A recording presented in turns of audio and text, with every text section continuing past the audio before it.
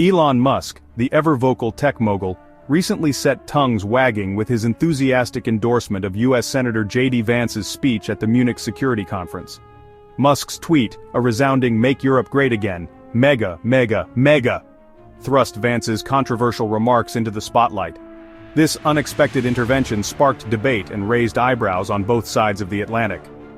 Vance's speech, delivered at this prestigious international forum, painted a stark picture of a Europe grappling with internal demons.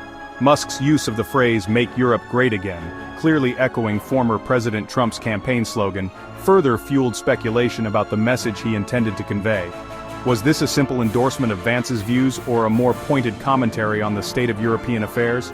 The ambiguity, characteristic of Musk's online persona, only heightened the intrigue. This incident underscores the growing influence of non-state actors like Musk in shaping global discourse.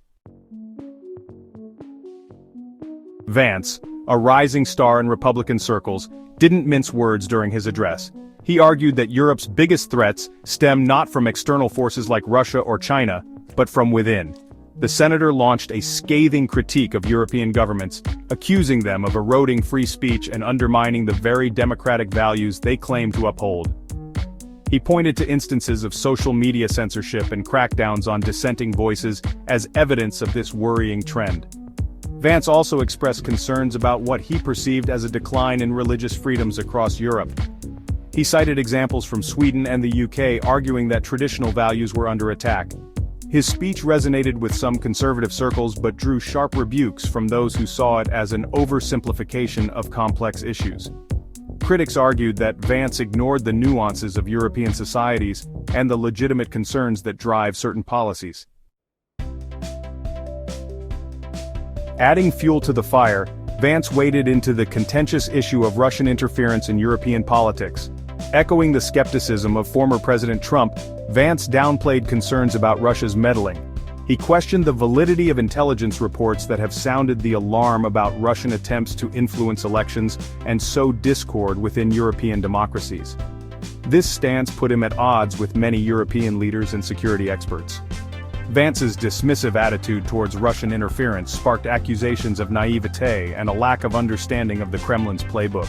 Critics pointed to a pattern of Russian behavior, including disinformation campaigns and cyber attacks, as evidence of their malign intentions. They argued that Vance's stance risked emboldening Russia and undermining efforts to counter their interference.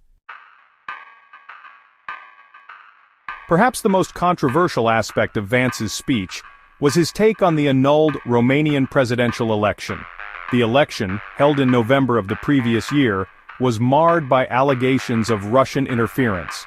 Vance condemned the decision to annul the results, drawing parallels to Soviet-era tactics used to suppress democracy. He questioned the legitimacy of elections that could be so easily overturned due to allegations of foreign influence.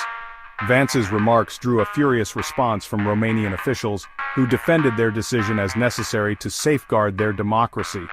They accused Vance of meddling in their internal affairs and distorting the facts to fit a predetermined narrative. The incident highlighted the sensitivities surrounding allegations of election interference and the challenges of balancing national sovereignty with the need to protect democratic processes.